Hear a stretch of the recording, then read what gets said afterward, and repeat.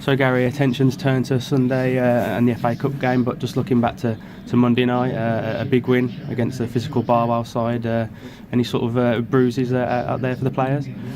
Well, we bounced back very strongly after a poor performance up at Stourbridge. Barwell, for how physical they were, I think you shouldn't underestimate. They've got some very good players as well, and I've just spoke to quite a few people who watched the game as neutrals and said it was a fantastic advert for non-league football, and we managed to come out victors in a very, very tight game, and grateful for the 3 points. How important was it to bounce back after the defeat at Stourbridge? Yeah, very. I think I keep saying in football, you're very lucky that after a defeat you get. Most players get an opportunity to bounce back very quickly, and we did that. And as I said, it was a very healthy crowd, great game of football, and Cookie came off the bench, and for the second time he's popped away a good goal, and he's certainly putting pressure on me to say, I want to get in that team. Yeah, I say, all three substitutes on Monday night, they all did well, didn't they, when they came on? So that must give you some thoughts before Sunday. Yeah, they all made an impact, which is what you want. I mean, we were.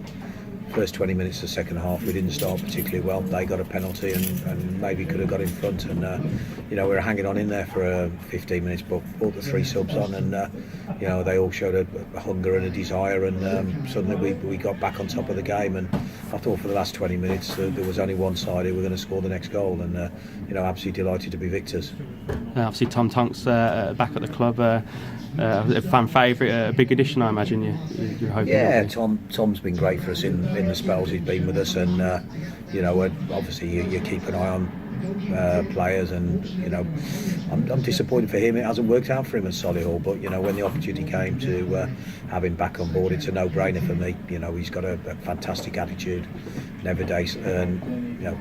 great never say die attitude, and he came on, and his first touch is to take a throw in, which he's very famous for, and we scored from that. And it's people talk whether you've got a long shot, a powerful shot, whether you're brilliant at the ball in terms of dribbling, but it's a great asset of his to have such an amazing throw, and we're going to utilise it to our strengths. And looking ahead to Sunday, how much you sort of know about St Ives? Obviously promoted last season, they've struggled a little bit so far, but they scored 3 on Tuesday night, didn't they, against Kettering, and narrowly lost, so a dangerous side. Yeah, we've done our homework. Mark Clifton, my assistant manager, he went down to St Ives on Tuesday, which he deserves a lot of credit for, and so we're doing our homework. You don't take anything for granted. They're in the equivalent league, the Southern Premier. They've had a tough start, but they've got some good players who we're very familiar with. So, I've said especially in FA Cup games, if you don't turn up, you don't get second chances, and that's probably why it's been a hallmark of our success, and we've got to remember that on Sunday.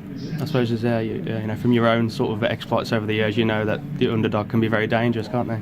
Very true. And in some respects they've got nothing to lose and everything to gain. But, we'll be favourites, and they'll be very aware of Stourbridge Cup exploits. So we're a scalp, and we've got to remember that, and treat the game with utmost respect, and see if we can progress into that next round. And you get through this round, you've only got 2 to go then, and it closes in.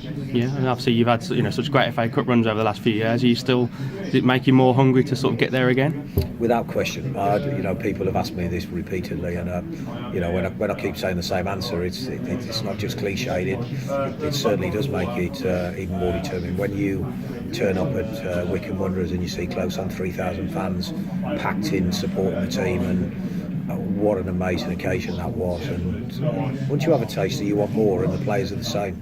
So but it starts on Sunday.